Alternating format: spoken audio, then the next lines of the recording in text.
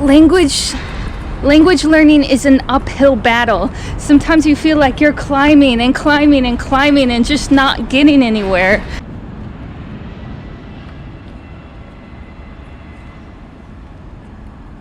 Well, one of the big factors is time, and how much time you're willing to give up, your spare time. I gave up countless hours to get to where I am today. It's never easy, is it? But you know, it's a good view. It's a good view when you get up here.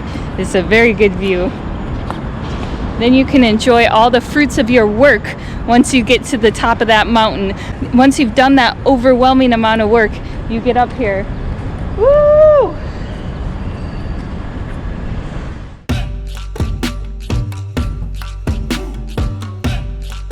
I am a foreign language teacher, and I have been for 8 years. But at the same time, I was also a foreign language student studying Chinese and Japanese for many years abroad.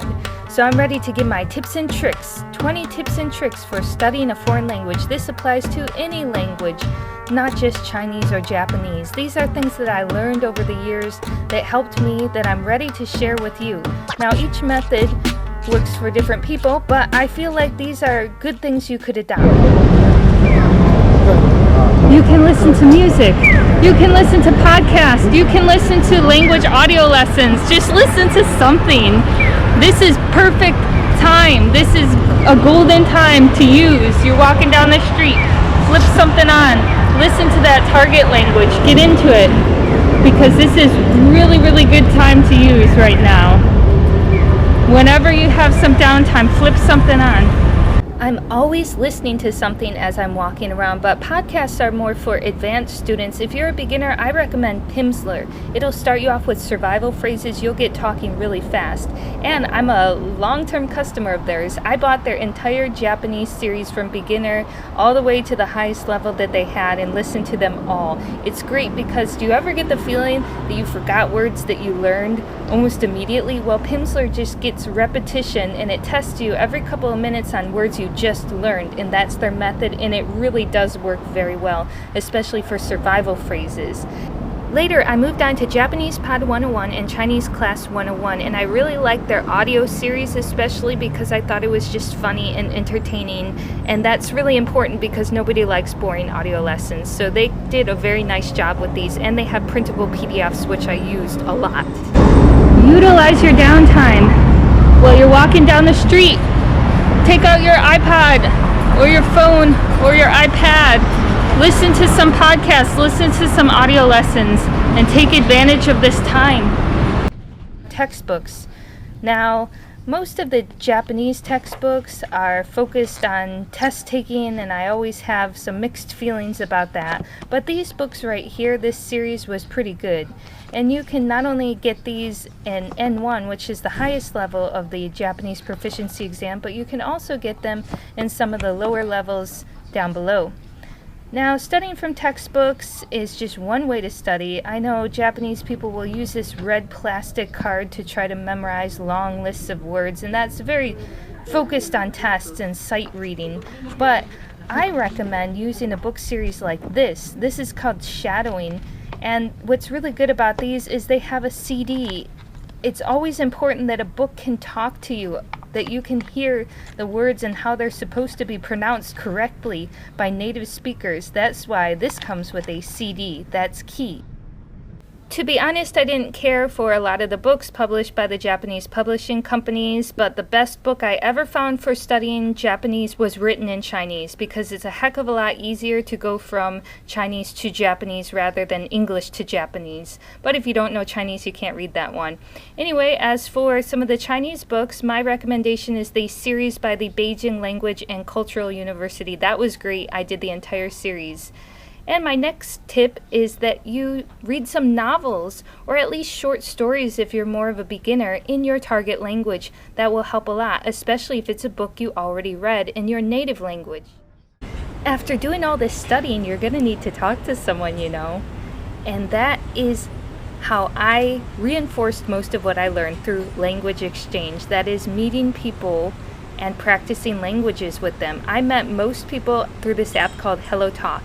I literally met about 200 people plus in the span of a couple years. But this was my main tool for doing that, and it was awesome. And I even met my boyfriend then. Also, getting a dictionary is very important. You have to be looking words up. Online dictionaries are great. Here's one that I use for Japanese, and you can also use it to create flashcards and review them when you have downtime. Another good one for Chinese is Pleco. I use Pleco all the time. It's very accurate. It's got the tones and everything.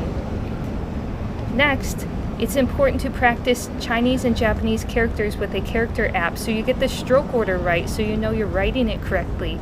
This is how I learned stroke order in the very beginning before I went to language school, and it was very, very helpful. I recommend this one. Welcome to the first Japanese language school that I ever went to. This is in Nishi Shinjuku, West Shinjuku. I went here for a month the first time and then came back to Japan again and stayed for 6 months here at this school before switching to another one. And going to language school has been really key in my learning process. It was the place where I learned most of my Japanese, or in China, most of my Chinese. But unfortunately, one point that I wasn't too satisfied with was the schools in Japan are very test focused. The schools in China, not so much. Yeah, I went here, but I wish that they had focused more on speaking instead of just passing the test. But that's how most of the language schools are in Japan, and that's something you should know. But in China, not so much. Like, we had a very small classroom. I just felt like they tried to pack too many people into one classroom, 20, 25, with one teacher. Whereas in China, I don't think I ever had a class that got more than 10 people in it. So there was a lot of individual attention. But language school is very, very key. If you have the time, that's the best way to do it. It really is the best way to do it. And the 1 month trip was good, but it really just wasn't enough time. 6 months will do it.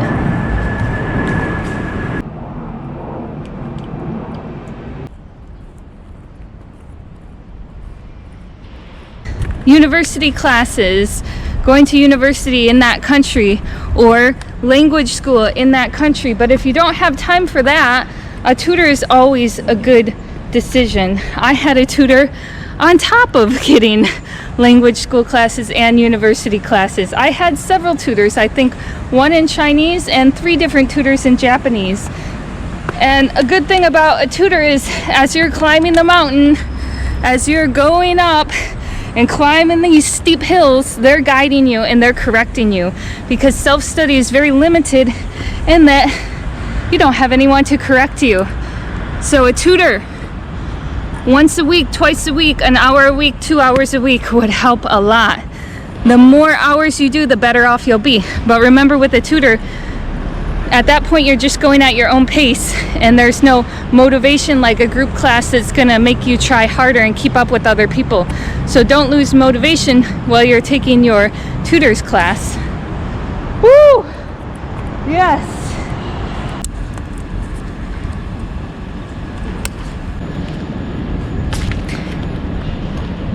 It's important as you're studying to take advantage of all your spare time. When you're idling around, you're not doing much, get out your audio lessons, get out your flashcards, get out something and make use of all that time, because it's all precious. And don't be afraid to make mistakes, because making mistakes is how you learn. If you're into the Japanese community, the Chinese community, whatever language you're learning, get into that community. Get involved in stuff. For me, it meant going to church in China and Japan. For other people, it might mean getting involved in other ways, attending cultural events, going to a community center for that culture. It depends on what area you live in, but the important thing is to get involved. Another thing that's important is watching movies, watching TV. I started watching SpongeBob in Chinese as an adult, and I already pretty much knew the lines. So watch TV in your target language. If you're a beginner, start simple. If it's advanced, go up to the high levels. Listen to podcasts. Get that repetition every day and use your downtime to do it as well. Make use of your time, especially if you're a busy person with a family or a career. Not everybody has that much time, right? So make use of your downtime every day. Just get in a rhythm. Make the language a part of your life. That is a really key point right there, is don't just make it a study subject. Make it a part of your life, an inseparable part of your life. Studying a foreign language can be pretty boring if you do it in a really boring way. Nobody said it had to be boring. Might be hard, but it doesn't have to be boring all of the time. If it's really boring for you, maybe you're doing it in a boring way. Mix it up, make it fun. なんかあっちのあそこ藤屋ホテルさんって言うんですけど、そこ有名ですよね。有名です。はい。あそこのカレーが超有名なんですけど。カレーなんですね。超美味しくて、超高いんですよ。2400円。高いじゃないですか。Well, I said language learning didn't have to be boring, right? Well, we could spice it up a little. Try some international dating. You might just find someone you really love after all. And I mean, I have to be careful with this one. Yes, I did find my boyfriend on the language exchange website, but I was really there to learn, you know. Another thing you can do is put post-it notes around your house on daily items if you're trying to memorize vocabulary. But sometimes they fall off the wall and they kind of get in the way, so you don't have to put them there, but you could also put them on a wall of your own. I use this method a lot. Put it in a place that you see every day, that you will look at every day, and you'll just kind of absorb these words if you look at them. The idea is repetition. Another thing that you can do is make a database of all your words. I kept track of every single word I ever learned in Chinese. No joke, this goes back 8 years. It's like 223 pages. And of course, when I learned Japanese a few years later, I made a list for that too, though it's not quite as long. And you can make flashcards from those words as well. First, write the character on the front, write on the back, write the English on the back, and also how to pronounce the word. In addition to that, make sure you say new words out loud. Don't just keep everything in your head. Read out loud. Say things out loud. It will help a lot with your pronunciation. To memorize new words, my method is I write them again and again and again, and I have tons of pads of paper that are just filled up with words I wrote down. Also do dictation, where you listen to a recording and you try to write the kanji or write the spelling of the word that you're trying to learn. And record your voice and listen to yourself. Make sure it sounds beautiful. There are literally billions of people in the world. So what makes you think that you're any different than everyone else? You're not. We're all capable of learning another language. The difference comes down to those who give up and those who do not. It comes down to being a matter of willpower. How badly do you want it? How badly do you want to know this language? How much are you willing to sacrifice? And I'm talking about your spare time and your energy. And that is the point where you make it or break it. And a lot of people can't get over that, or they don't want to be corrected, or they don't want to sound stupid. And at the end of the day, it ends up being us that hold ourselves back from doing something.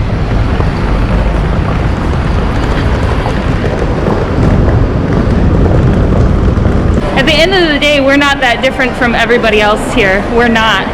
We're all pretty much the same, more or less, when it comes to learning languages. Are you disciplined? Can you force yourself to study? Can you make sacrifices? And that will make you stand out from the crowd. Because at the end of the day, we're all kind of the same, aren't we? But it really comes down to how much you want to push yourself.